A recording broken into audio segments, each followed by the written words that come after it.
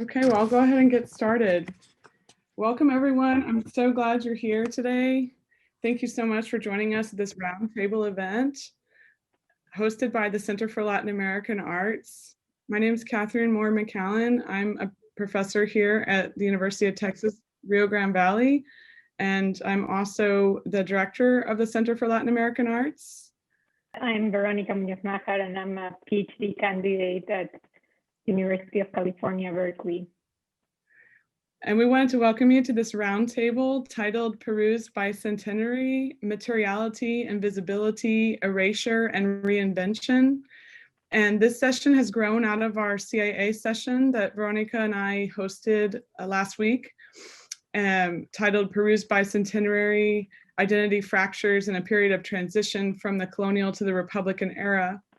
And the roundtable today was created to discuss rethinking narratives that have constructed Peruvian art in the year of the 200th anniversary of Peru's independence.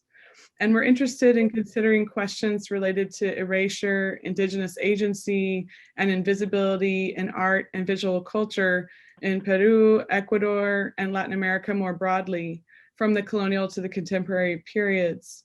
And so we're excited that you're here today to be with us, and we're going to provide 3 short presentations by Elena Phipps, Leslie Todd, and Grace Alexandrino Ocaña, and then Natalia Majluf will be giving a discussant commentary, and then we'll open up the panel for discussions and informal conversations. And we're really glad you're here, and thank you for taking the time in your schedules. And so we'll go ahead and start with Elena. Yes. So Elena Phipps is currently teaching technical and cultural history of world textiles at the University of California at Los Angeles. And she's a former textile conservator at the Metropolitan Museum of Art in New York. Elena received her doctorate in Precolumbian art history and archaeology from Columbia University. For over 34 years, she has worked at the Metropolitan Museum of Art as senior museum conservator in the Textiles Conservation Department. At the Met, she was a special curator of several major textile exhibitions, including Colonial Andes, Tapestries and Silverworks, 1430 to 1830, which was awarded both the Alfred Barr Jr. Award for Best Exhibition Catalog in 2004 and the Mitchell Prize in 2006. She also created Interwoven Globes, worldwide textile trade from 1500s to 1800s. And in 2013, she was the guest curator for the exhibition, The Peruvian Forest Selvage Clothes, Ancient Threads, New Directions, and which she was also the author of the catalog at the Fowler Museum in Los Angeles. Elena has also played an important role in many pivotal studies of colonial artworks and manuscripts, including her 2015 work on Martín de Murúa, Historia General del Perú, with the Getty Foundation. And now we welcome her and her presentation. Thank you. So I'm going to just quickly summarize the talk that I did for College Art for this panel, and I want to thank everyone for helping to bring this all together. And it's really great to have a second chance to discuss a little more in depth that very quick College Art 30-minute session was quite short, and so we have lots to say, and I of course have lots to say about the textiles. So my talk is on the 17th century Black Uncus, one for Corpus Christi processions, and the left-spun yarn that empowers them. What I was speaking about, focusing in the talk, excuse me, I'm trying to get mine. Is this in the way of people? So the paintings that we know, the very famous paintings of the 1680s of the Corpus Christi processions in Cusco depict a number of men wearing certain kinds of garments, and a lot of attention has been paid in the textile world to the kind of garments which represent a transformation between the Inca tapestry, Kumbi textiles, and those that are made in the colonial period, which do utilize Inca motifs, but become in a different something in their own right in the colonial period. What we see also in these paintings are these black uncus with embroidery, and that is the subject of the talk. The kind of tapestry uncus which are worn by the Alferez Real, who leads the parish in the procession during the procession, holding the staffs of office and wearing the Inca style garment. These are the kinds of garments which have, very much been a focus for a long time, because there are such an interesting intermix. So the tunics, these black tunics with embroidery, are rather extraordinary, and we don't see them in many collections. There are very few that are known. I have had the privilege of being able to look in the storerooms of several museums in Peru and elsewhere, and have found about 12 examples. Most of them are in very poor condition. These happen to be the nicest ones. The one on the left is in the Museo Inca in Cusco, and on the lower right is at LACMA in Los Angeles. They are tunics which have this very interesting embroidery.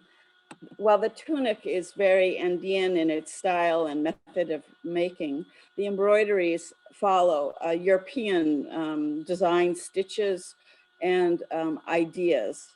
So we have a set of symbolic imagery, which is very consistent with the other Corpus Christi materials. But here on the tunic, we have this tower with staffs of office, rampant lions, crowned lions, and on top the mascaipacha held by two birds. And I think I have some details. So we see the conga cuchona, the ceremonial staff that Huamapoma depicts in the hand of Manco Cápac, the Inca king, and here with its coca bag and a sling, which has a stone in it, ready for battle, along with the feathered staff. So the imagery is something that we see also in the headdresses that are worn by the Alferez Real. And especially I would point out the mascaipacha and the rainbow with the two birds, which are very similar to these things which are worn by the leaders of the parishes. But for me, the embroidery, well, it is super interesting, and there's a lot that we can say about it. It's the black tunics themselves, which the embroidery is based on top of, which I find incredibly interesting. Black uncus have a long history in the Andes, and in the colonial period, they were somewhat controversial. The administrators at various points tried to actually prohibit the wearing of black uncus because it was considered that they were fostering a kind of anti-Spanish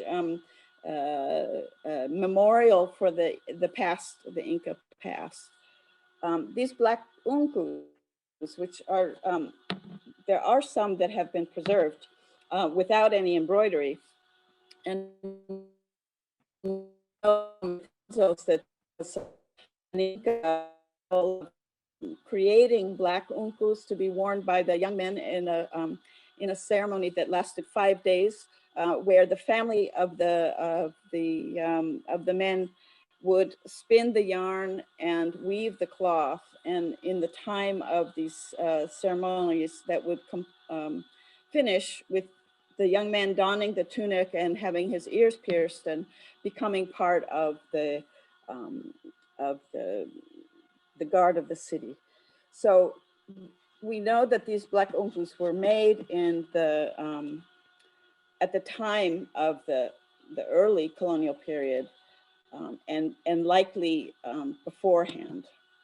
They are very difficult to date because of the cloth itself, but it does seem to me, and as we can see here, there's this little feature which is very subtle, and I hope you can see the stripes in the garment itself. This happens to be one of the pieces in less good condition than the others that I showed you, but you see clearly these kind of stripes, which are a very specific thing. The stripes are made by spinning, weaving yarns, which are spun in different directions.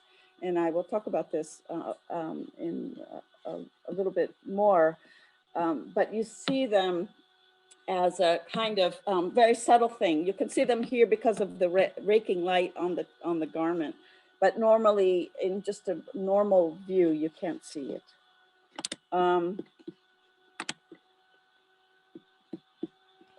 These spinning of yarns in different directions and using the ones which are so-called left-spun yarns, which is called yoke, both a Quechua and an Aymara term.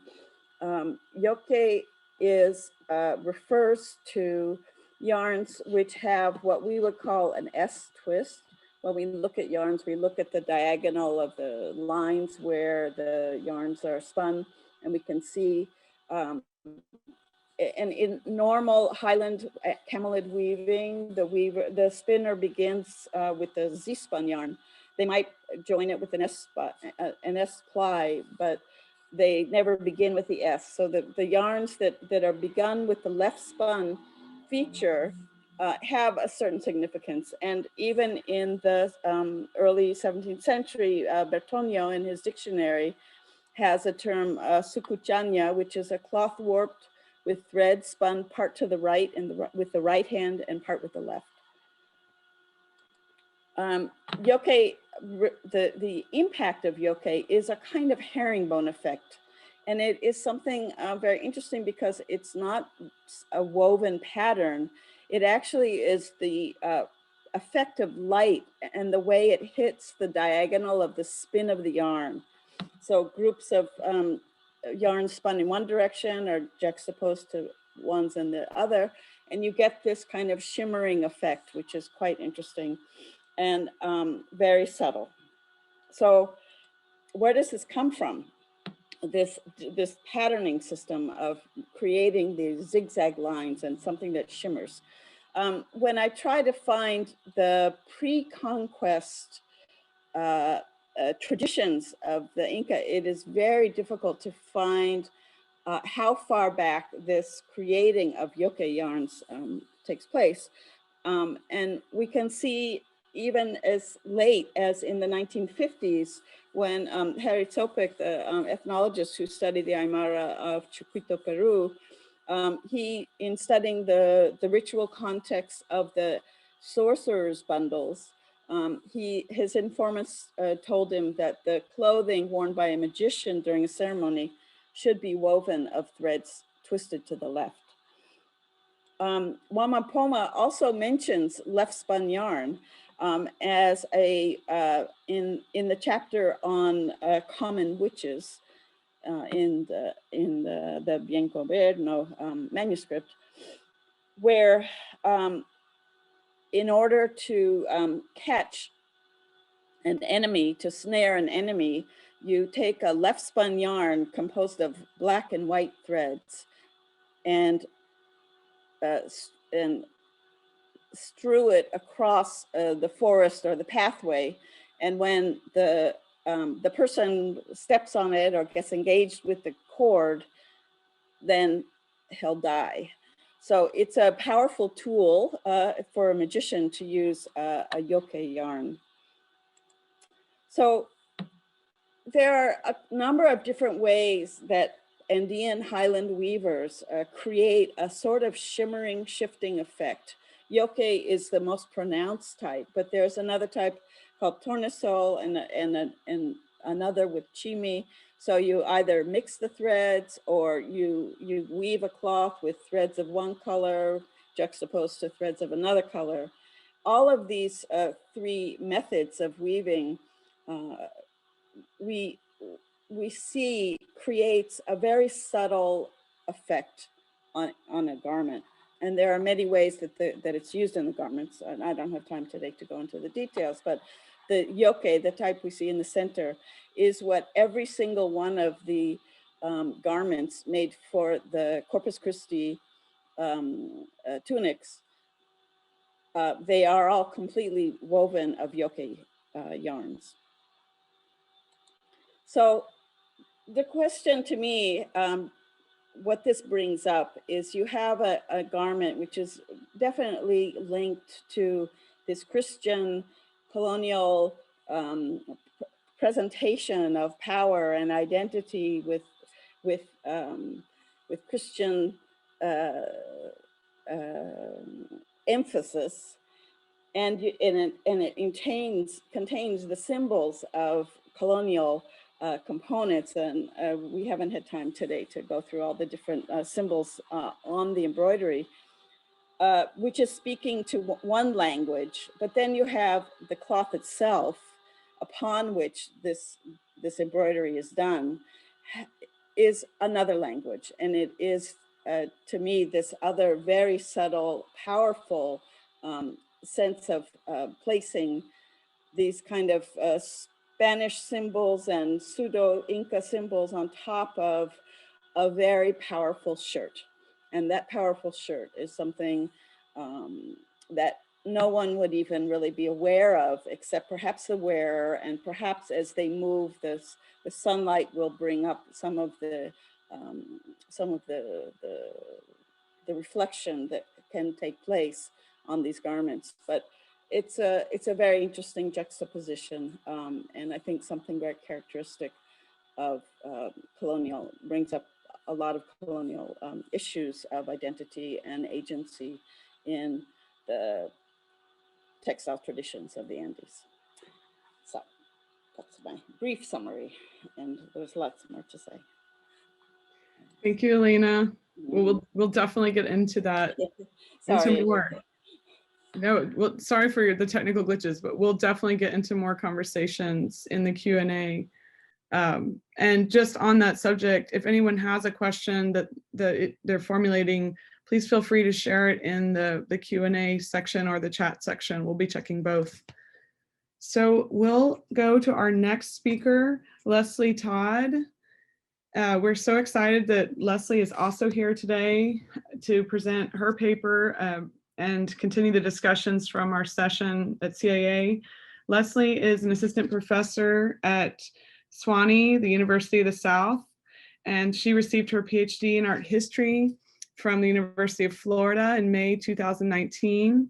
And her current research focuses on wooden polychrome sculpture dating from the second half of the 18th century in Quito. And her book project is tentatively entitled Late Colonial Visuality in the Audiencia of Quito, Sculpture and Society from a Decolonial Perspective. And Leslie's research, as many of you know, has been supported by the Fulbright Hays Doctoral Dissertation Research, a Broad Fellowship, a Foreign Language and Area Studies Award, and a 4-year graduate school fellowship at the University of Florida, among others. And Veronica and I are excited too to collaborate with her in our upcoming special dialogue section of the Latin American and Latinx Visual Culture Journal, publishing some of the essays from our Congreso de Arte Virreinal in Lima in 2019. So it's been a real pleasure to work with Leslie. And today she's going to be presenting her paper, Confronting Racialized Narratives of Sculptural Production and Consumption in 18th Century Quito.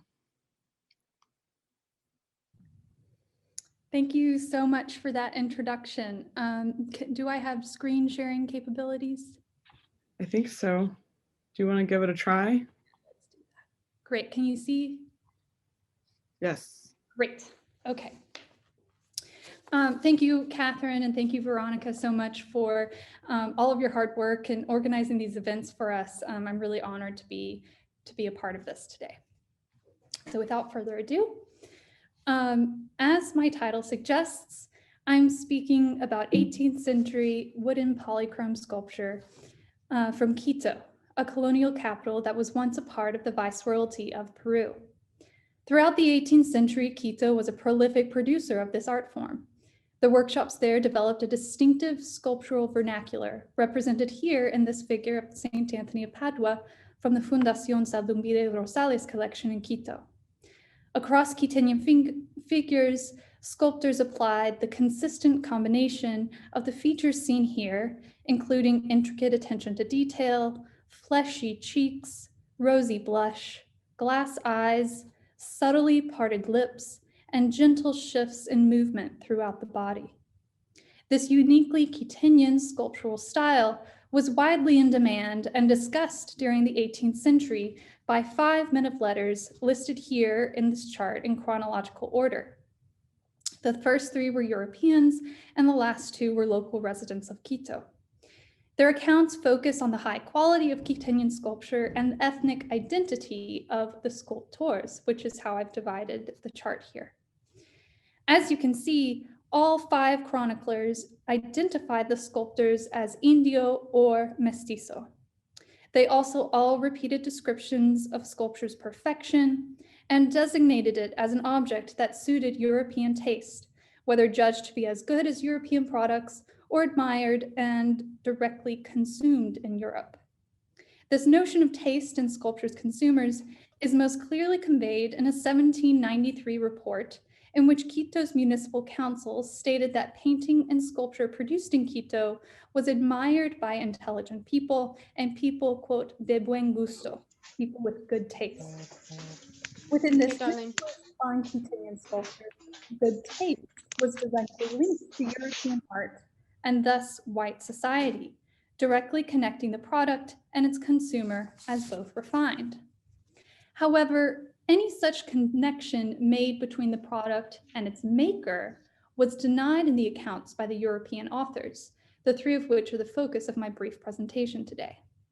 While they were impressed by the talent indigenous and mestizo sculptors had for execution, as you can see here highlighted in green, the European writers also tempered those expressions of awe by describing the sculptors as poor, uneducated, dirty and unkempt, and idle and lazy.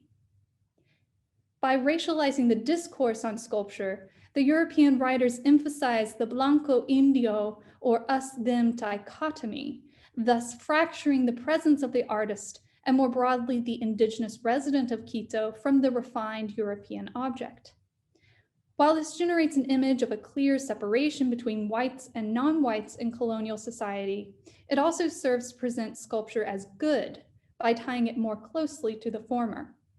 However, both documentary evidence and comparative analysis between Quiteñan figures and their foreign reference break down the overly simplified picture of society and sculpture the European authors constructed. Direct comparisons to European prints and Asian ivories suggest a multitude of images converged in the formation of Quito's distinctive sculptural vernacular. This figure of the Christ child in Ecuador's national collection serves as a case study with formal and stylistic similarities to a combination of these types of images. I'll only highlight a couple details here for the sake of brevity. An Asian ivory sculpture of the same subject, dated to the 18th century and located in Quito's Museo Nacional, could have inspired the pose of the Quiteñan figure with near identical gestures in the arms. The ivory and wooded figures also share similar physical frames, sculpted to appear soft and chubby, emphasized by the tucks and wrinkles in their abdomens and thighs. Meanwhile, the sculptor seems to have been inspired by Martin Schongauer's late 15th century engraving Christ the Child of Salvator Mundi in his rendering of the thick neck, broad open forehead, and soft rounded curls. While navigating the choices involved in what to include from these sources, The sculptor also departed from them in several ways, including the addition of a tiny open mouth featuring minuscule teeth, which is visually emphasized by subtly tilting the face upward toward the viewer. This seems to be an opportunity for the Quiteñan sculptor to showcase not only his skill and dexterity, but also his ability to create a figure that seems to psychically reach out to the viewer.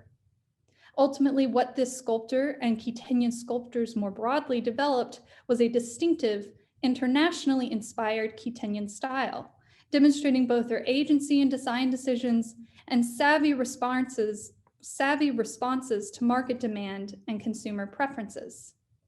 That autonomy was not limited to production, but also consumption. The us-them dichotomy expressed in the European accounts extends beyond the maker-product relationship to address the product-consumer relationship. The European writers insinuate that it was exclusively white consumers, or even more specifically, the gente decente, as people of good, quote, European taste, that desired these refined objects. Gente decente were, quote, decent people, considered honorable, respectable people of Spanish descent. However, in addition to exercising agency in the design and execution of sculpture, indigenous residents of Quito, definitively not gente decente, were also counted among its consumers, thus undermining the idea that such a refined art form was reserved for, associated with, and accessible only to blancos. Archival documents referencing indigenous residents of Quito, such as the testament of Pascuala Quiros seen here, illustrate a different reality from that presented by the European authors. She identifies herself as India natural de esa ciudad and declares that she lived in a house in El Sagrario, the traditionally Hispanic barrio in Quito, with her first husband, whom she notes was also of indigenous descent. Her second marriage was to Thomas Velázquez, notably not identified as Indio. She owned 3 sculptures, all typical in subject matter to those owned by individuals who identified as Blanco, including a large figure of Our Lady of the Rosary, a figure of the Christ Child with a small accompanying cradle, and a figure of Saint Anthony, which perhaps bore similarities to the Saint Anthony that introduced this presentation. By owning sculpture and declaring that ownership in official documents, indigenous residents of Quito took control of their image and identity in society through the careful acts of consumption and self-fashioning. They expressed their piety, for the sculptures predominantly represent holy figures, their good taste, and their belonging to Quito as consumers of a uniquely local product. As both consumers and producers, we see indigenous residents of Quito undermining paradigms of refinement and thereby pushing the boundaries of the European expectations as they were attached to Quiteñan sculpture. They exercised a degree of autonomy in their relationship to the objects through the design process and choices of self-fashioning that were ignored and denied in the European accounts. That indigenous agency, however, remained subject to Spanish colonial rule and hegemonic norms, which lead me to qualify it as a constricted agency. The figures they made and consumed, after all, conformed to European artistic standards and tastes. Ultimately, what is revealed is a negotiation within the colonial system and a fluid and complex social reality that would have overcomplicated the rigid Blanco-Indio division the European authors constructed in attempts to assert ethnic difference. I am purposefully careful here not to use language that classifies the involvement of indigenous producers and consumers as a resistance, as an overt or covert act of opposition between 2 distinct forces. Recognizing resistance requires the recognition of difference. In the case of sculptural production and consumption in Quito in the 18th century, indigenous activity demonstrates that those differences and separations the authors attempted to construct were not so well defined in reality. In fact, in separate studies, historians Cynthia Milton and Chad Thomas Black established that within Quito's urban fabric, individuals of different ethnic backgrounds and wealth often lived similar lives side by side. I believe that by classifying this indigenous agency as a resistance, would put me at risk of recolonizing the indigenous sculptors and consumers according to the differences European authors asserted in the 18th century. It is my hope today to continue conversations in the roundtable about how, as art historians, we study and discuss colonial resistance and colonial ethnic identity. As Ananda Konaponte pointed out in her Blanton lecture in October of this past year, entitled Race, Representation, and Alterity in the Colonial Andes, we examine a period in which the concepts of racial inequality and white supremacy have their historical origins. It is important, therefore, to ask these questions as we, quote, grapple with its deadly legacies in the 21st century. Thank you.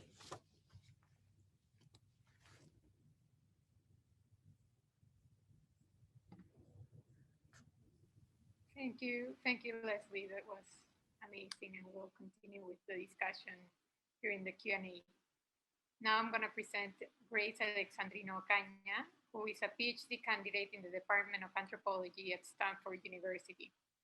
As a Peruvian archaeologist with more than a decade of experience in the field, she has participated in numerous excavations projects in the Central Andes regions and published and presented in numerous conferences. At Stanford, Grace coordinates the Latin American and the Caribbean Working Group and the Stanford Archaeology Center Outreach Program. Also, she's an emerging scholar coordinator for the Institute of Andean Studies and a member of the Peruvian Center for Maritime and Underwater Archaeology.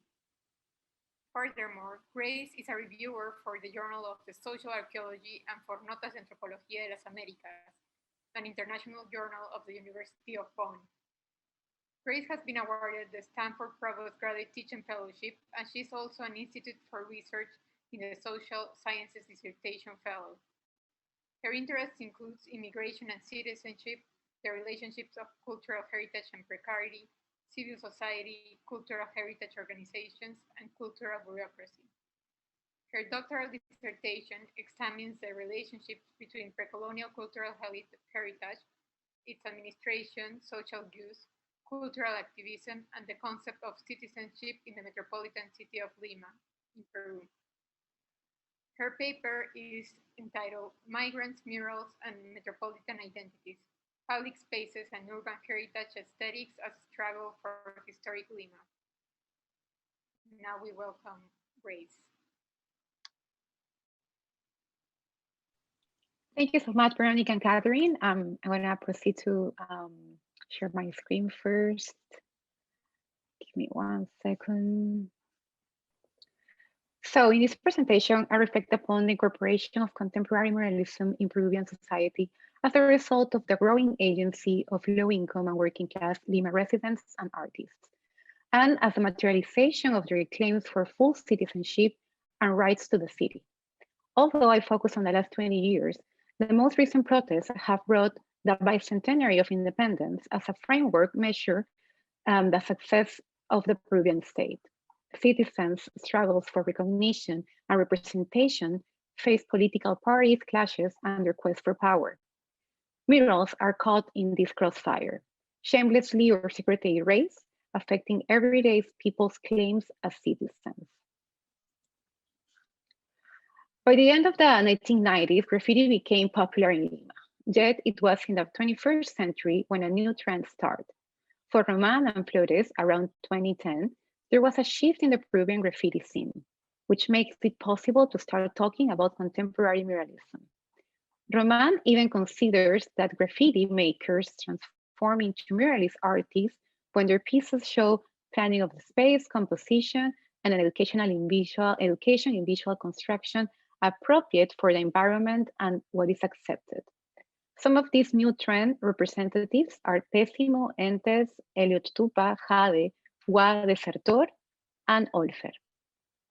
Self-educated or formally trained, these artists have appropriated the streets of Lima, Callao, Ayacucho, Huancayo, among other cities, building upon everyday people's street artist connections and exploring topics close to their politics.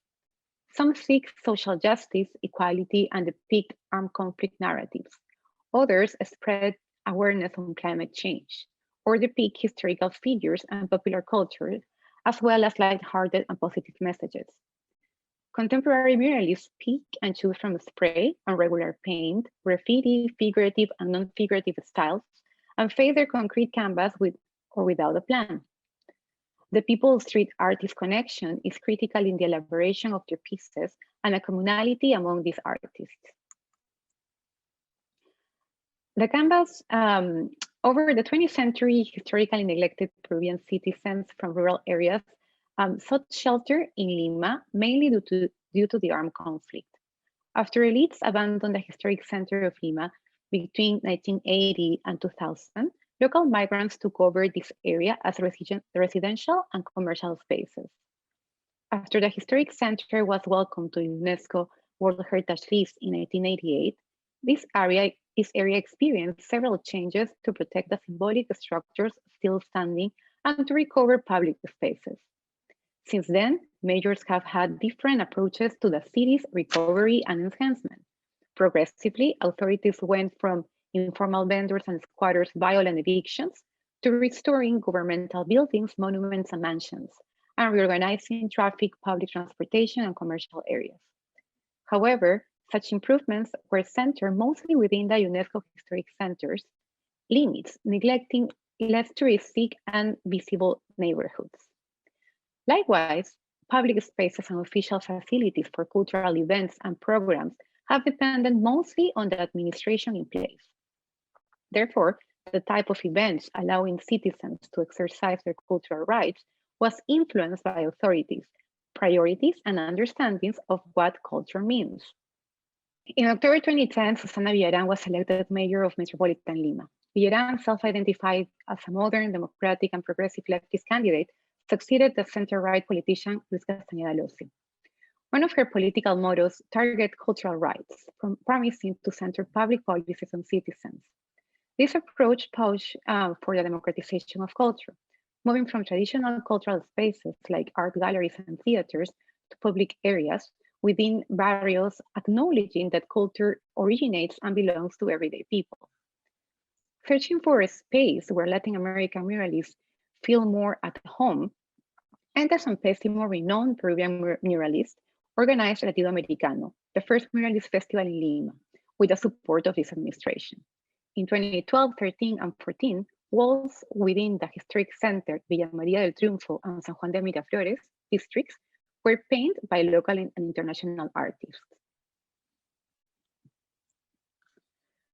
This changed when in 2015, Luis Castañeda Locio was re-elected as Lima's mayor. He started a mural cleansing campaign, painting in yellow, his political party color, 60 murals located in the historic center. Castañeda argued that this was necessary to prevent Lima from losing UNESCO's designation. However, UNESCO Peru pointed out that, quote, it is not part of its mission to pronounce on decisions made by states regarding their cultural heritage unless they are at real risk, end of the quote. The reaction of citizens, civil society organizations, and even from our governmental entities was immediate. Groups protested. The Ministry of Culture publicly rejected the decision. National and international media reported on the issue. The Culture and Heritage National Congress Commission demanded explanations, and civil society groups organized campaigns against this action. For instance, Podrán pintarlos pero no borrarlos campaign consisted in painting QR codes on top of the yellow walls, which allow pedestrians to see the erased murals using their smartphones. Although for contemporary muralist artists, the ephemeral nature of murals is inevitable, acceptable, and in a way, one of its most interesting features, Castañeda's decision did affect this movement. For Pésimo and Entes, citizens' response was unexpected and enlightening since they realized their work had permeated everyday people's life and that urban art had indeed impacted the city. Lima is a metropolis of around 10.8 million inhabitants.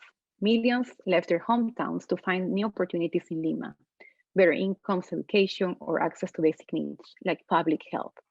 The Febre calls this demand for urban life as rise to the city. But it does not only refers to be accepted as a citizen and have access to certain privileges. It is also the right to, as a community, change the city. Due to national and international migration, urban societies have become more culturally diverse. However, the lack of appropriate urban planning and governance has affected cities' role as platforms for promoting culture. Social and spatial segregation has now become an overarching issue, and new types of threats have emerged. Most migrants end up living in precarity.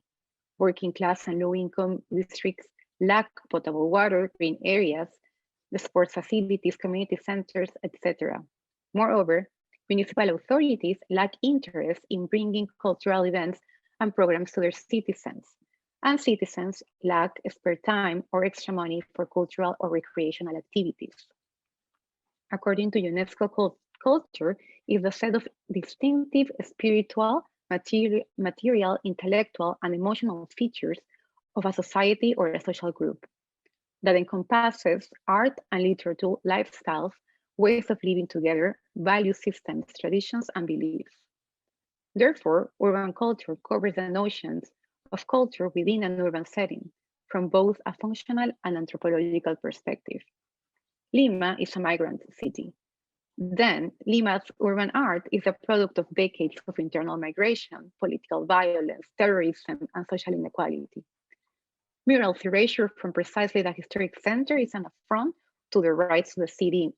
In fact, Castañeda's argument of protecting the architectural quality of buildings considered historical or monumental falls into the heritage conservationist conundrum of prioritizing the past, usually a colonial past, over the recent past and the present. It juxtaposes citizens' cultural rights against the Western tradition of worshipping the materiality of the past, which is contrarian to the Central Andes region practice of reusing spaces and structures. In Lima, members of impoverished communities have demanded silently or actively the rights to redesign spaces or the uses of those spaces. Citizens and residents of Lima encounter contemporary murals in their daily routines, reaching more people than art inside galleries and generating a range of emotions. After the murals were erased, art is debated on multiple media platforms. These contemporary muralists seek to bring socially responsible art to everyone and the acceptance and support of authorities and of the art community.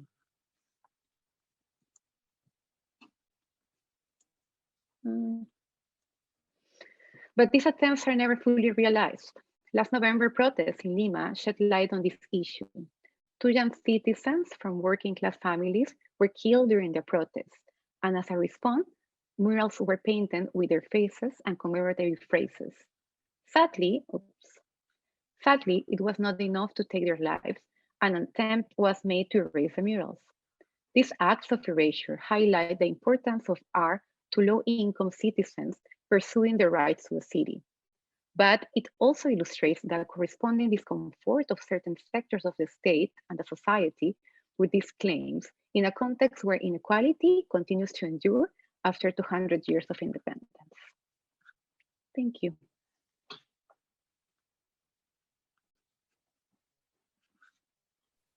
Thank you, Grace.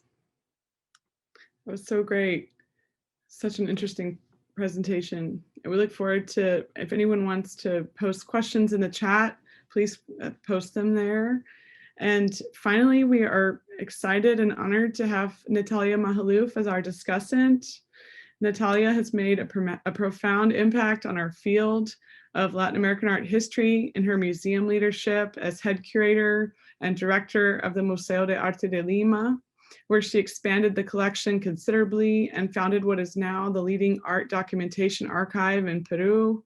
She holds a PhD in art history from the University of Texas at Austin and has written and edited a significant number of books and exhibition catalogs and curated exhibitions on Peruvian art from the 18th to the 20th century.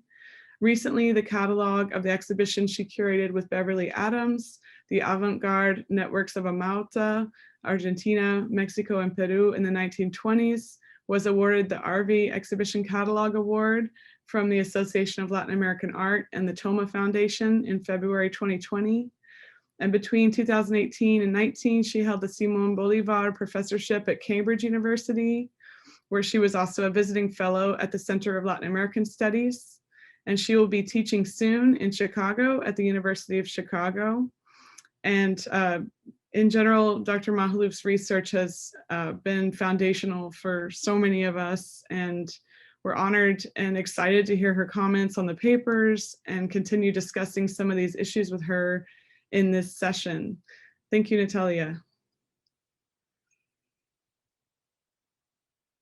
And you're on mute, by the way.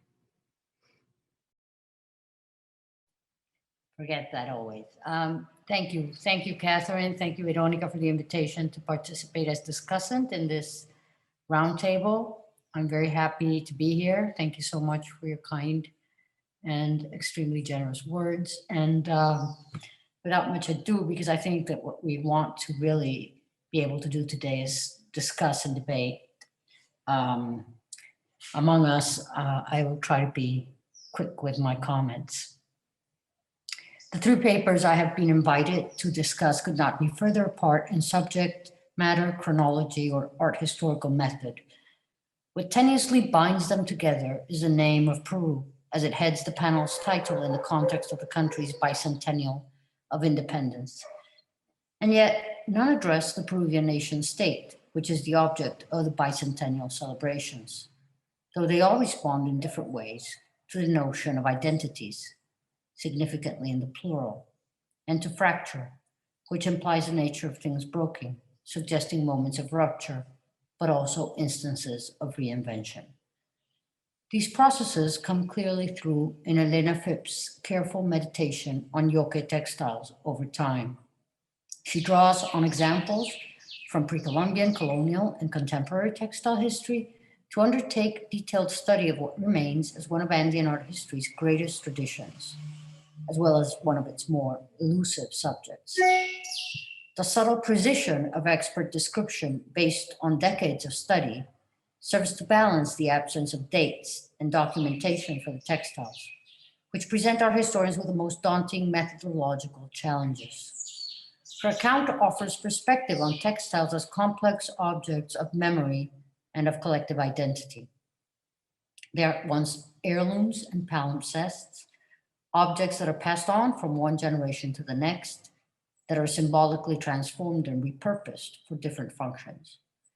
Phipps cites evidence of embroideries being applied to older garments even into the 20th century. As we have seen, photographs of staged Inca reenactments, theatrical imaginings of the traditions that upheld the symbolic and legal rights of the Andean nobility, these gestures are fragmentary but powerful evidence to reflect upon the great transformations that have shaped indigenous identities.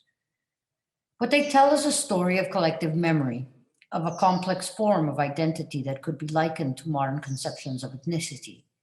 What is fascinating is that these textiles allow us to imagine an intentional staging of identity, not as a stable spirit over time, but as a willed construction of specific social groups, making an intentional effort to retain and reimagine cultural forms that hold meaning and provide agency.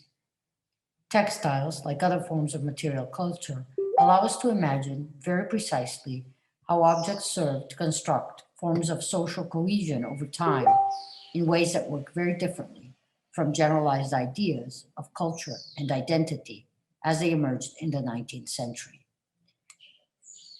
In the process, I'm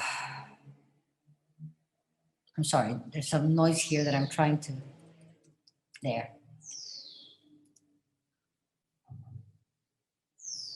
What textiles provide in Phipps' account is not a history of immanent identities that are stable and fixed, but the register of actions that assert subtly changing forms of identification.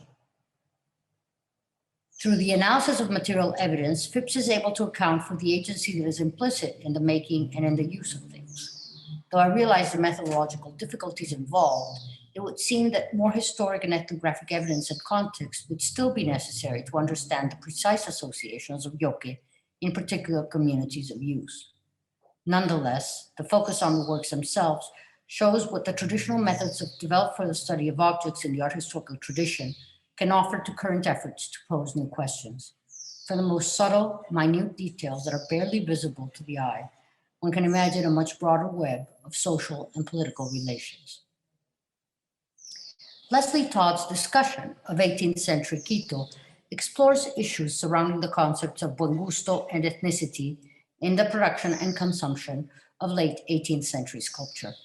The inclusion of this paper in a panel on Peru is an apt reminder that current national divisions must be undone in order to understand broader processes in Andean art history, an area of study that has been largely determined by parochial national narratives elaborated over the 19th and 20th centuries. Such local histories and divisions can obscure broader historical processes. In this case, one can imagine, for example, how the specific use of the notion of buen gusto invoked in this paper can be associated with the central theme of a complex of cultural reforms that only very gradually introduced the elements of a modern system of the arts in Latin America. It is no coincidence that the term should early appear in the narrative of European and specifically Spanish travelers who contributed to disseminate the new aesthetic in the region. Susan Dean Smith, Ricardo Kusunoki, Paul Neal, and Luis Eduardo Bufarde, among others, have explored the emergence of this key concept in the late 18th and early 19th centuries as part of a crucial transformation of the artistic field, which redeployed notions of race and aesthetics to impose new norms and ideals. Whether in Havana, Lima, or Mexico City, the terms of debate were not altogether dissimilar.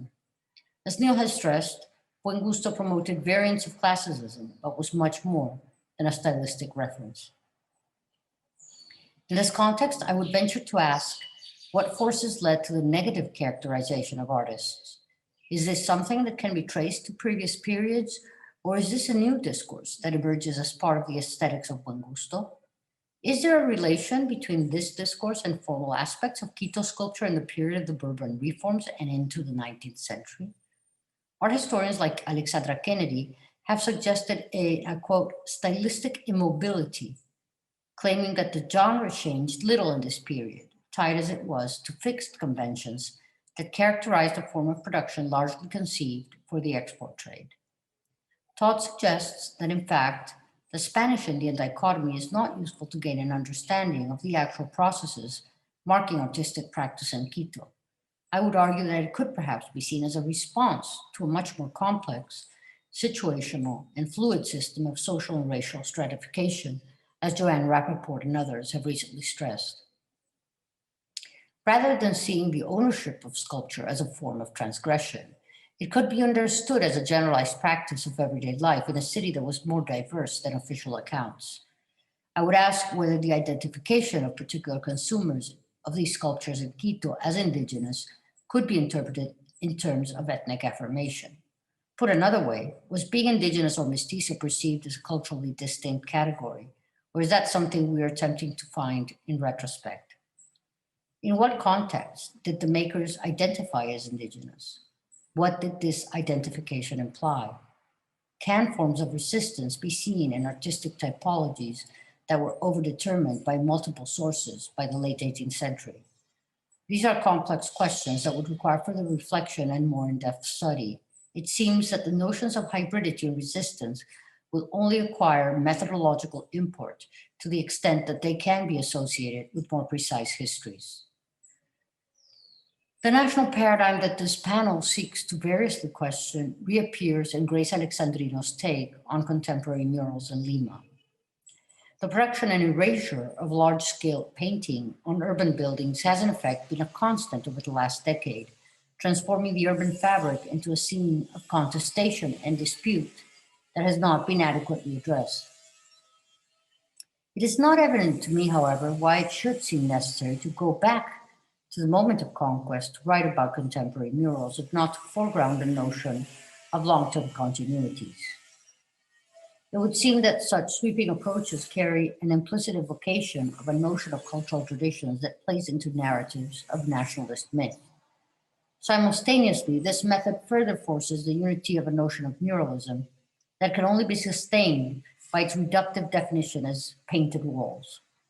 The examples for colonial Republican history that Grace Alexandrino draws on reveal rather great differences in function and form, in spatial disposition with relation to the urban fabric, and with regard to discursive categories that, in my view, make such comparisons incommensurable and such continuities inoperative. The illusion of continuity takes over the specificities of particular contexts and practices that would require further exploration of urban history, identities, and class distinctions. The implication of the category of art in this discussion is also particularly significant, for it foregrounds a crucial issue regarding the production of these murals, their tense relationship, if not open opposition, to Lima's professional artistic scene. In this regard, muralists like Pésimo, Ente, Desertor, and Author occupy an ambiguous, and I would venture to suggest, even a conflicted place in what would be defined as Lima's established contemporary art scene. The debate surrounding José Carlos Matignat's appropriations of graffiti and street art for gallery exhibitions point very precisely to these tensions. How does the category of art function here? I think that is a big question. How do these muralists understand the practice? Can they all be categorized as part of the same practice? Contemporary urban muralism is further not a unified category. In some cases, as an artist that emerges out of a professional context and who has been an outspoken supporter of Movadef, the work is a vehicle for radical political positions, which have been an issue of intense debates. In others, such as the case of Ente and Pésimo, who draw on Romero Brito as a model, muralism acquires the form of a brand name and enters well-established commercial circuits. These artists, for example, have been involved with Casacor, a high-end annual interior decoration fair, and have worked on retail windows for the Converse brand for the chain of Ripley stores. What remains unclear to me from the presentation is a relationship of these practices to the idea that cultural heritage protection works against, and I quote, Andean uses and reuses of space and structures. I would hope for a definition of the category and a more detailed explanation of how it determines contemporary experience. Otherwise, it would seem as if Andean, as a unified concept, merely contributes to reify notions of indigeneity. I will certainly be interested to see how Grace Alexandrino further explores this complex set of issues to achieve a better understanding of the place of these murals in the urban imagination. In closing, I would only ask if ultimately there is any real use for the concept of a nation outside the study of explicit forms of nation building in the modern era. I would argue that it is an empty term, and that what these texts contribute to reveal is that it is a largely unproductive, conceptual and methodological category for most other subjects of interest to our historical practice. On the date of the country's bicentennial, perhaps it would be best to forget the nation altogether. Thank you.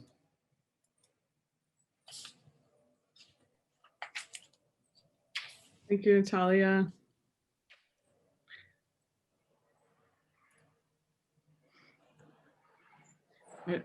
I'm glad I got to hear that twice. Or I'm still thinking about it. It's really great points. We'd like to open up this Katherine, session. I believe you're muted. Oh, sorry. Can you hear me? I can hear you. Yeah. Okay, great. Can you hear me? Yes. Okay, great. We'd like to open up the Q&A for questions, and I see there's one for Elena or Veronica. I know you had. Do you want me to do Elena's first and then you, or would you like to ask yours? Or Yeah, we can. Yeah, I can answer this for Elena. It's a question from Anik Benavides, and she says, "Might there have been a charging of magicality within the Uncus occurring specifically during the Corpus Christi? Are there additional artworks that can be studied alongside the Black Jockey Uncus to explore their cultural or religious newness as expressed in Cusco's in 1680?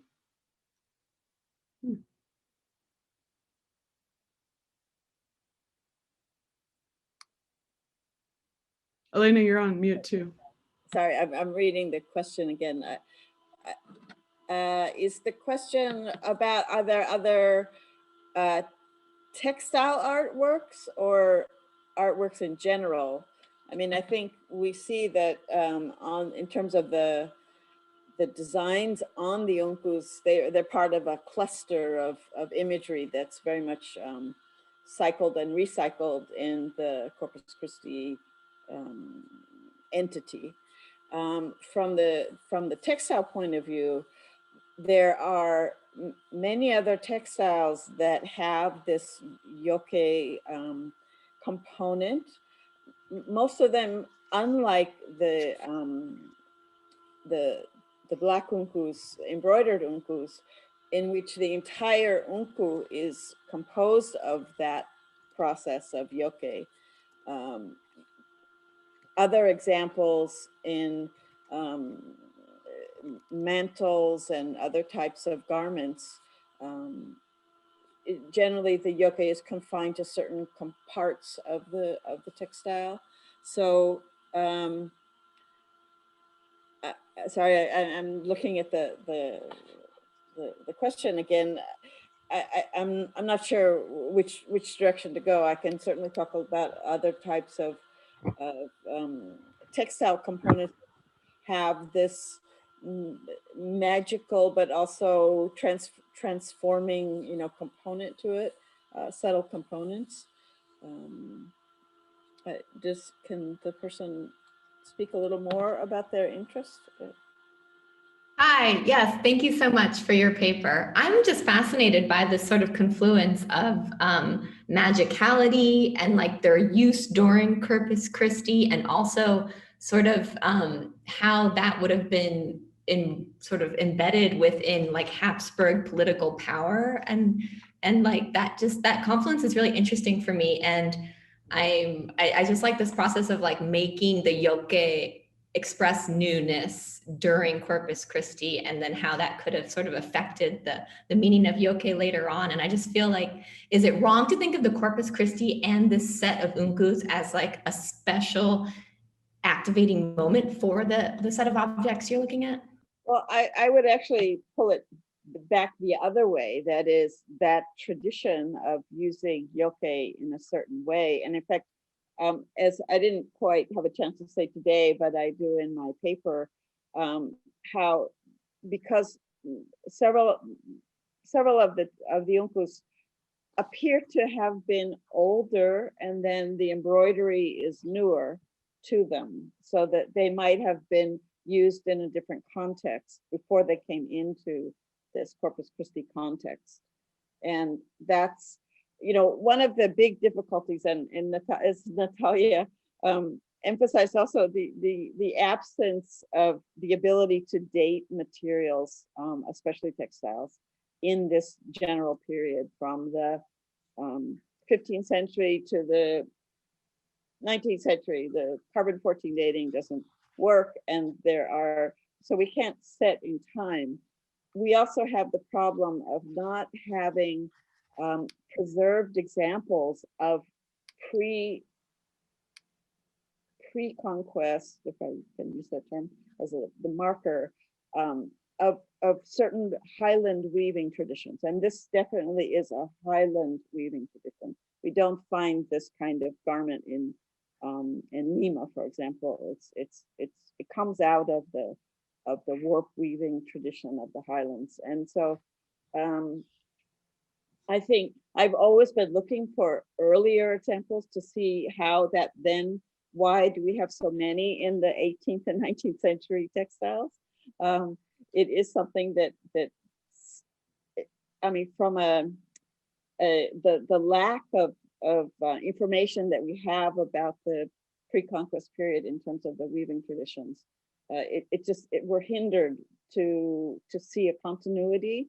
Is this something that newly develops, or that develops in broader ways? It comes up in the rectangular mantles that are worn by women and used even to this day in terms of making the edges of the cloth have a kind of protective quality.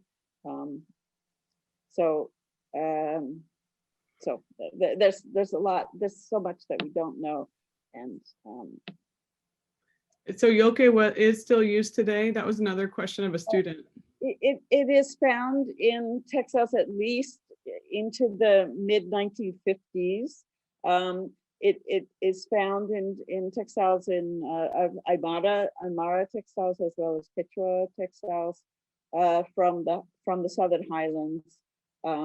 It's often used, as I said, on the edges of the cloth, the last sort of maybe inch or half an inch of weaving, so that it's part of the warp-faced weaving, this densely warp-faced weaving. And so it is still used.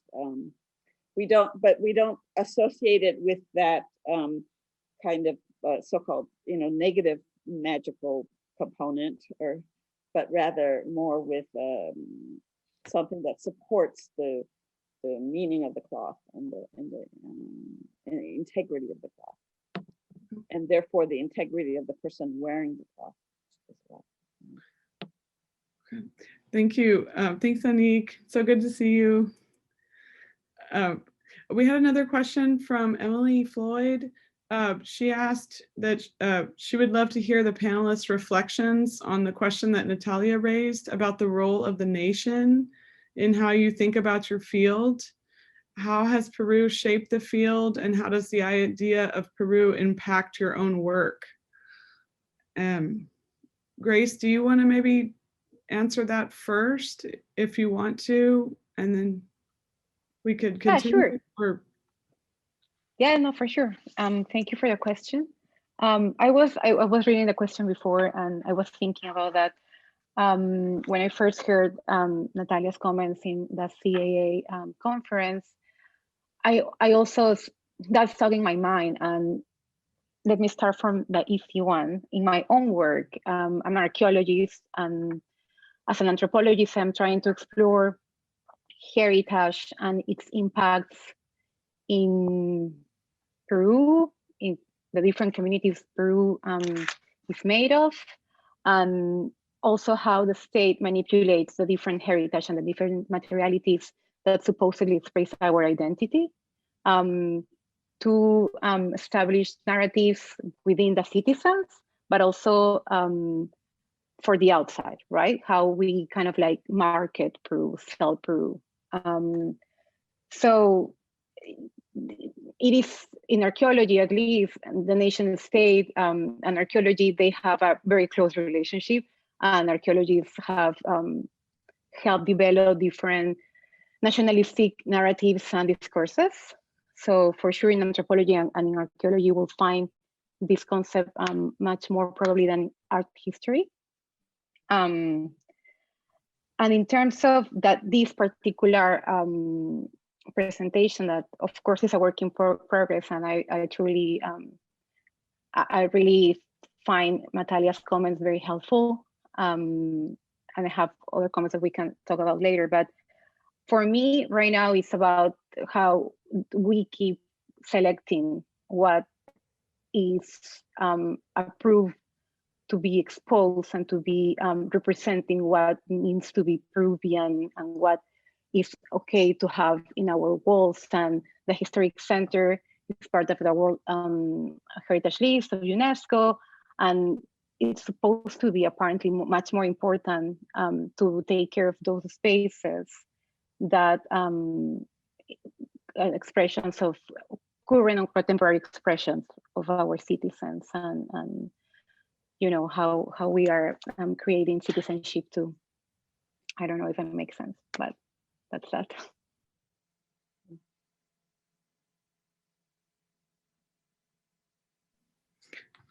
Leslie, did you want to comment on that question, or we can? Well, it's interesting for Quiteñan sculpture because it is Quito is in Ecuador, so as far as national boundaries are concerned, very separate, and it is really celebrated as an important piece of Ecuador's cultural heritage, and often depicted on the Casa de Cultura posters, advertising, certain things. These sculptures are, really tied to Ecuador's cultural heritage and cultural identity.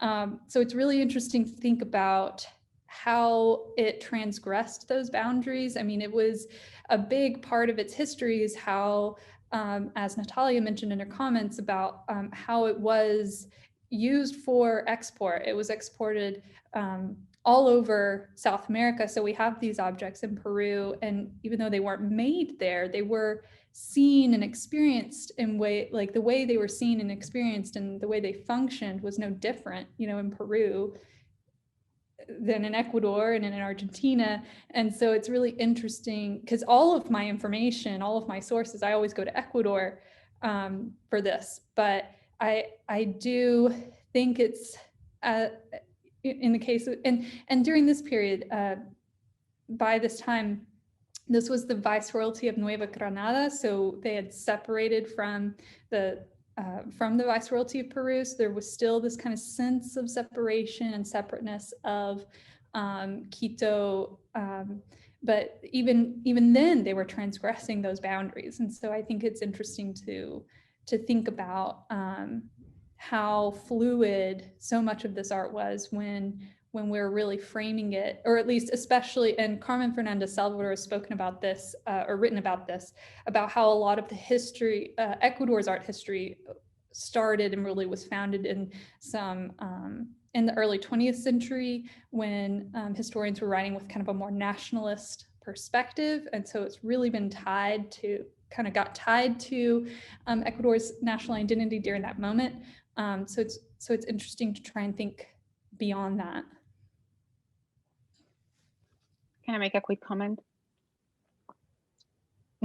I found fascinating what you just said, Leslie, because it's also, this was created in the 1920s by a group of experts, right? These cultural experts that decide what makes sense to be depicted as cultural heritage and to be proud of. And that's very, that's the same thing that happens with pre-Hispanic things in Peru, and well, probably also later on when the state decided to pay more attention to colonial monuments and artifacts, right? But it's about a selection, right? It's about who says what matters and what doesn't, and that is also reflecting who matters and who does not.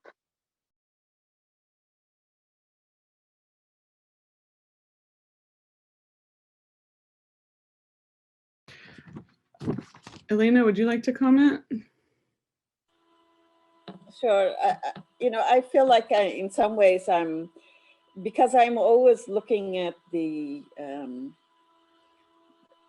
back end, the underdog, the things which come from very local traditions. In some ways, looking at the whole trajectory of textile traditions, it is one of local to the most part. The fingerprints of a textile tradition come out of a certain region or culture or group. On the other hand, then as soon as we start with the 17th and 18th and 19th century, you have this whole other layer that interfaces with the local, what is local anymore. And for me, my work with the tornasol fabrics, for example, these fabrics which are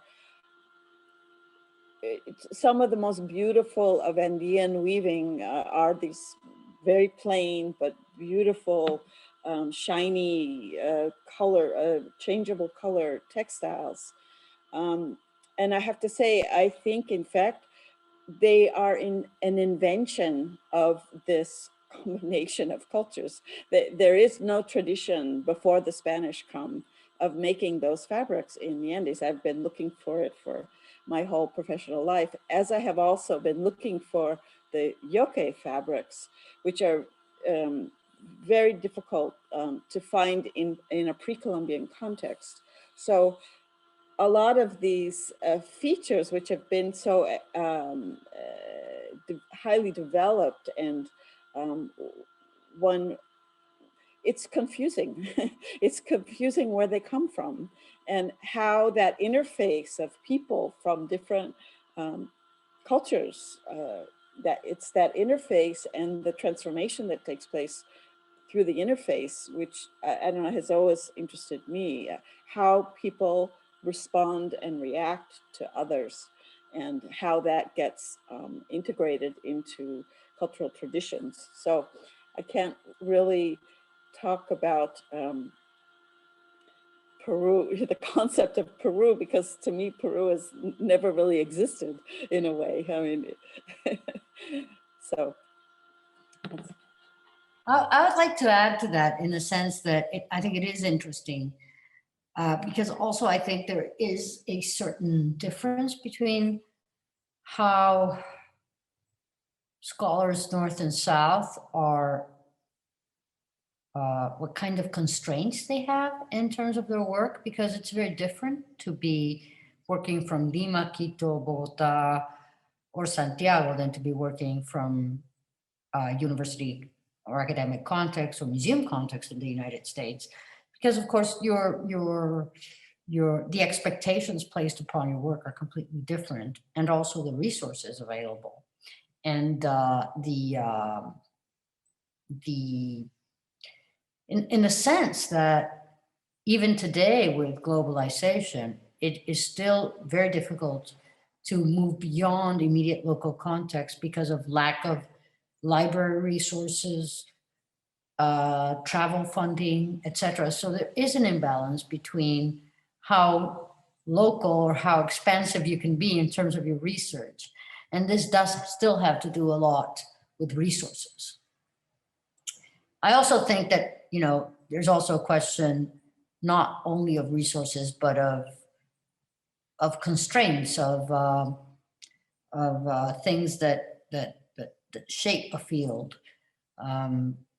in other senses. And I think that there's also this nationalist perspective is also something that weighs very heavily upon those of us who work in Latin America. So these are things to pay attention to. But again, Elena is interested in textiles. How relevant is this national idea? I think it comes to be relevant at a certain point, but only as part of a sort of historiographic perspective. In terms of Leslie's presentation, I would say that in fact, what Quito sculpture points to is the need to pay attention to circuits of exchange. There are circuits of exchange that frame operative geographies for specific products. And I think we are not looking at those because we tend to still look at countries, even those scholars who work for, from the north, they might take a comparative approach of 1 and 2 countries, but mostly we're not looking at these transnational, I don't know how to call them because they're not quite transnational, they're just regional circuits, and sometimes not even regional, international circuits. Quito sculpture was exported to Chile, to Peru. And it was pretty much driven along a coastal circuit. So that also is interesting, which is very different from Cusco school painting, for example, how it created its own spaces of expansion. So yes, I think that looking at how things move, and I think determines quite a bit about what they mean, but also demand is as important as production. So who is buying these things and why? And why is there a demand for Quito sculpture in Santiago or Cusco school paintings in Lima until the early 18th century, for example? So I think that these are the sorts of questions that can help us look beyond what we traditionally look at when we think about art history in terms of space and the boundaries, the ideological boundaries of the nation. And to this, I would add also, in terms of Grace's presentation, the fact that, the notion of cultural patrimony, in fact, I see it as less as a top-down category. I think that in many cases, it's actually a demand because it's become internalized as a value for communities. So actually, most of the time, it is specific communities that request the Ministry of Culture that certain traditions and practices be declared patrimony. So I would also look at that, at how certain ideas construct and play into local notions of indigeneity for the modern period, for example. Thank you. Yeah, thank you for that comment, Natalia. And I absolutely agree with you. But it's also true that for those demands to be reaching the Ministry of Culture, these communities need social capital and understanding of the bureaucracy of the state. And that sometimes is kind of difficult for the dissertation that is not related to murals, but to patrimony in Lima. I did this like a year and a half of ethnographic work in the Ministry of Culture, observing, these processes and talking to bureaucrats and also activists and communities. And it is true that if you want to say these more rural or traditional aspects of identity on different communities can be raised to be monumental patrimony or national patrimony, intangible or tangible. But exactly that's why I think I like the city, because then when you are not local or rural enough, you are part of the city and an urban individual, then how you claim this heritage and how can you push forward to be part of the cultural heritage or art scene, and if you don't have the social capital, then how you reach these leaders and authorities.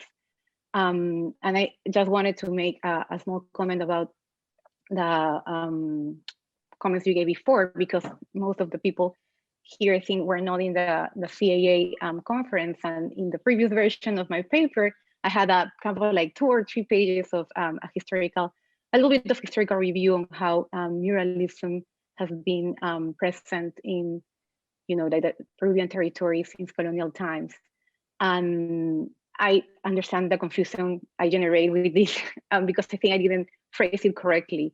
And I sent already a comment to Natalia and to the other speakers, but I was trying to show there that, yes, we have this kind of tradition of doing murals, but it's also exported, right? Comes from Europe in the colonial times. And of course, people take this style and this technique and appropriate it and incorporate some of the narratives and some of the messages they want to incorporate. But then later is from Russia, from Mexico, and then the last one, the graffiti or contemporary muralists are really bringing this from the United States, right? And the hip hop culture. So my point was not to say, oh no, we have this national tradition of muralism, we should be proud of this, like hundreds of years of doing this. No, I was just trying to point that we are still having this influence, and these are fluid interactions, transatlantic interactions, if you want. And yeah, that's all. I'm gonna shut up now.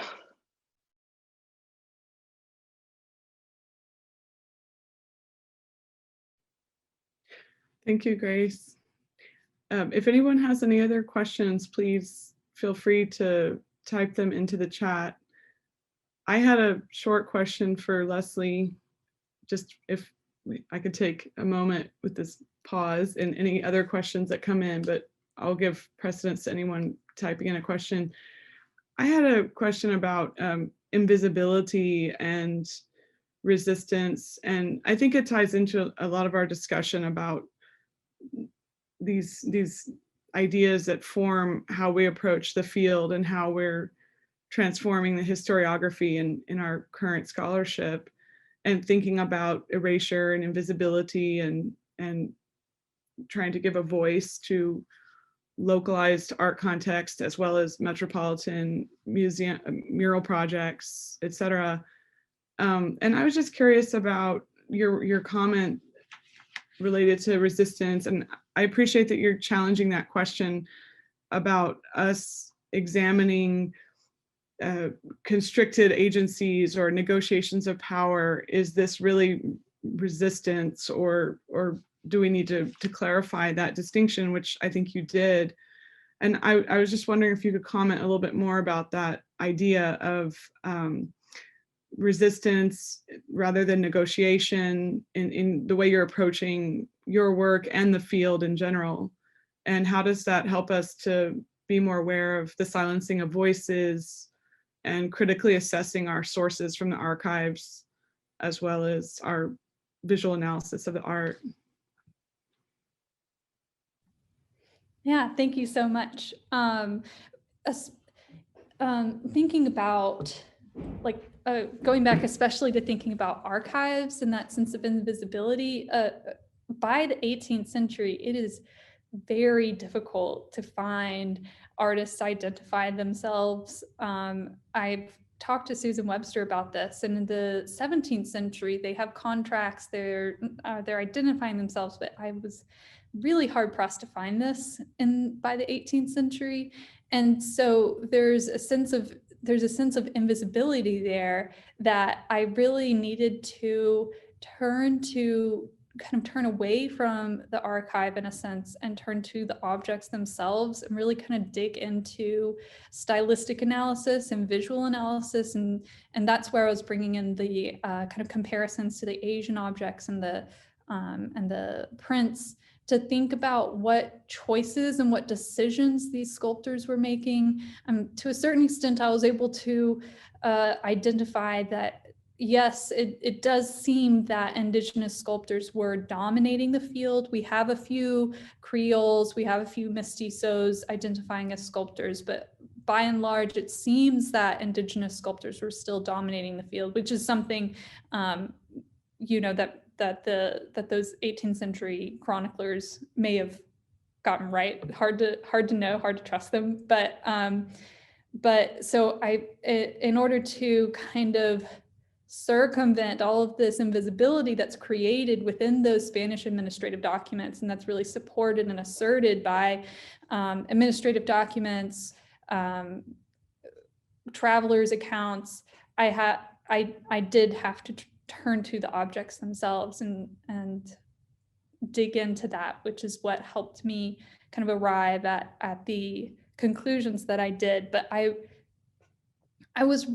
been so hesitant and had a hard time deciding how, is this resistance, is it not? I mean, not so much that it just needs to be defined one way or another, but I more as a way of just trying to understand what was actually happening here.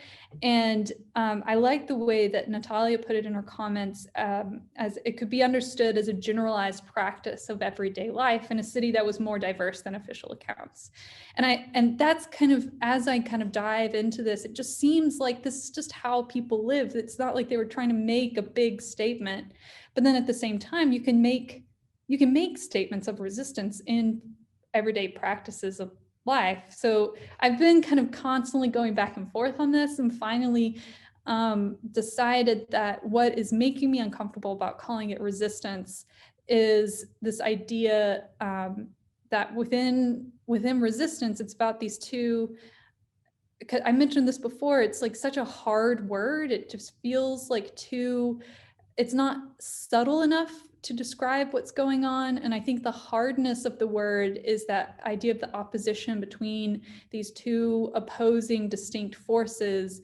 And that felt like a kind of recreation of these differences that the European chroniclers were trying to assert, which my work is, saying that those differences weren't really there. And so I felt like I was recreating this. And yeah, I see Regina Perez's comment, this idea of survival. That's something that I've kind of wondered about as well. Maybe survival is a better way of putting it. But again, survival seems like a very conscious and very active act. And it just doesn't, I'm still exploring this. Maybe it was kind of a conscious way of survival, but I'm still kind of struggling with it, if you can't tell.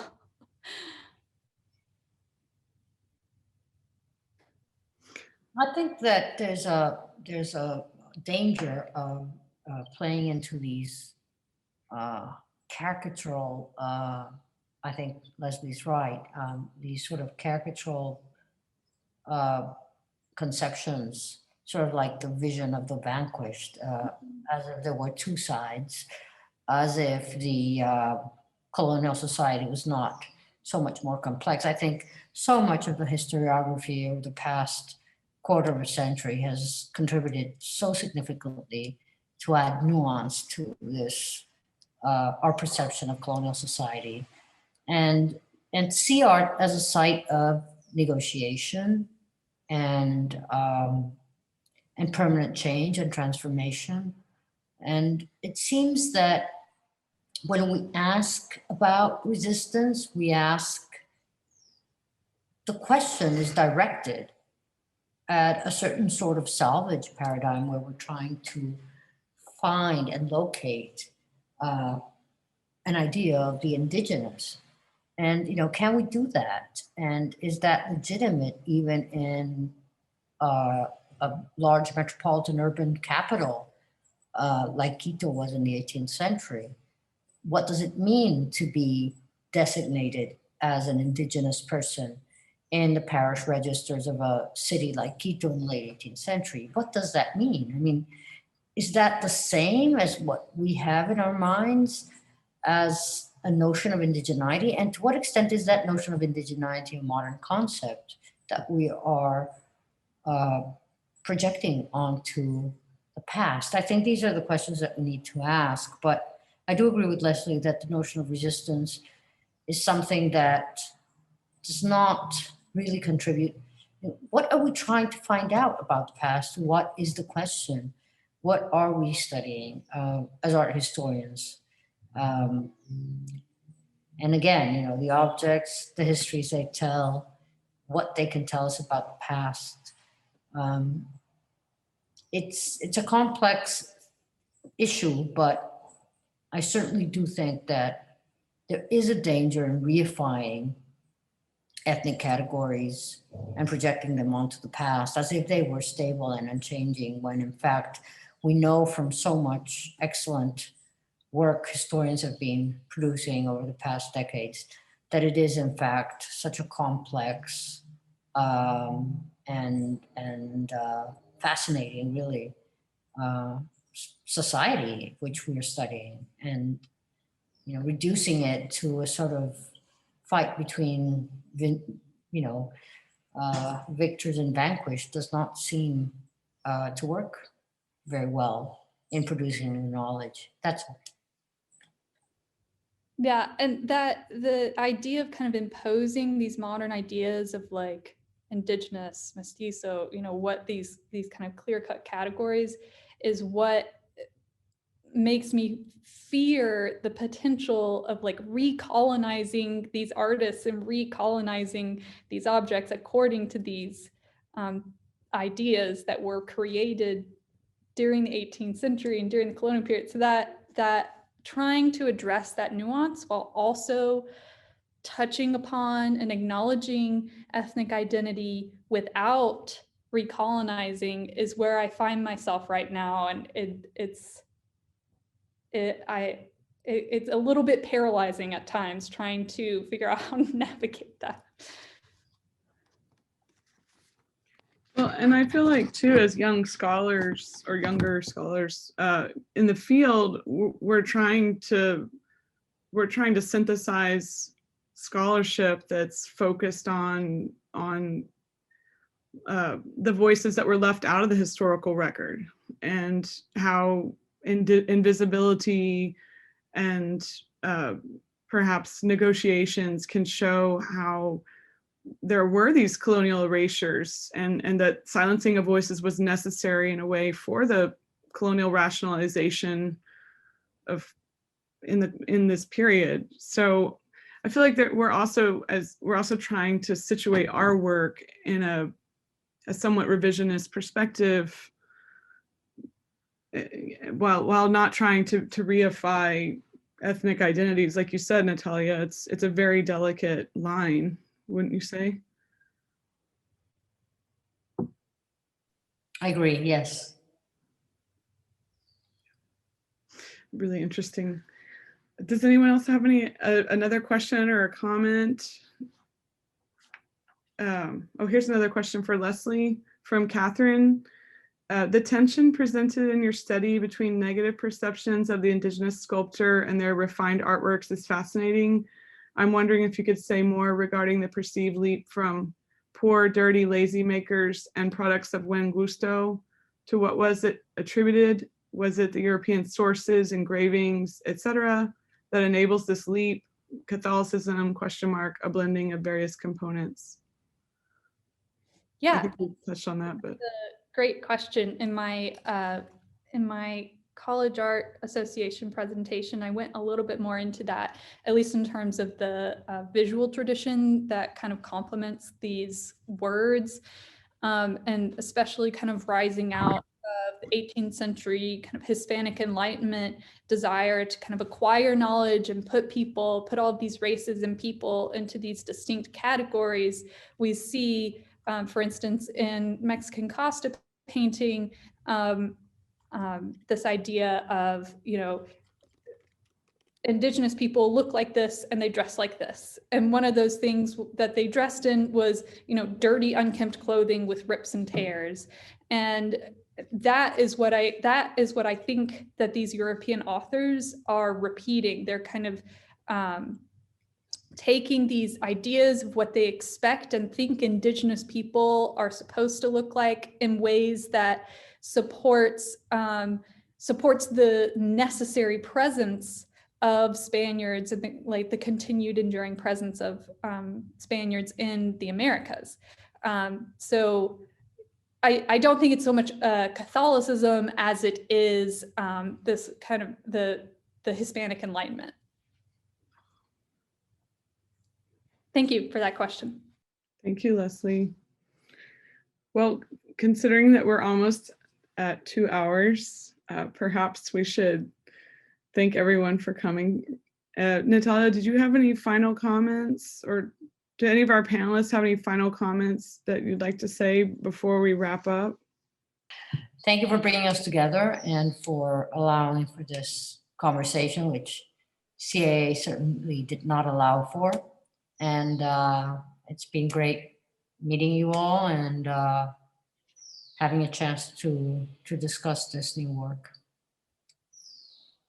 And I hope these conversations can continue, and we look forward to building on these and keeping in touch. And this is certainly just the beginning. And on a side note, is that a flycatcher that's flying around your library, your office, Natalia? It sounds like a little Peruvian flycatcher. Is the bird? There's a bird in my house?